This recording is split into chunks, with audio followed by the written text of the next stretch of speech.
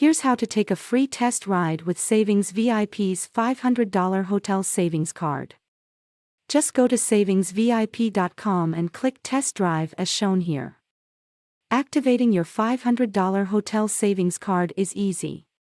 After you have received your redemption code, go to savingsvip.com, then click on Have an Activation Code. Redeem now, as shown here circled in red.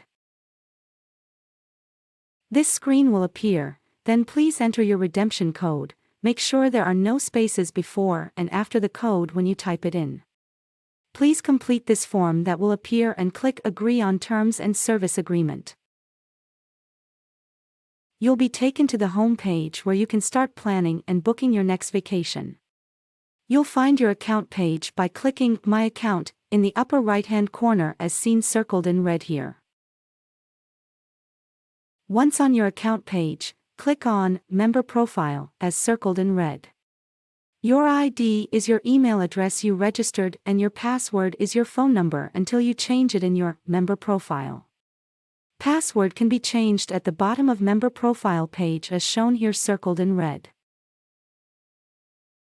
Would you like to reload your $500 hotel savings card?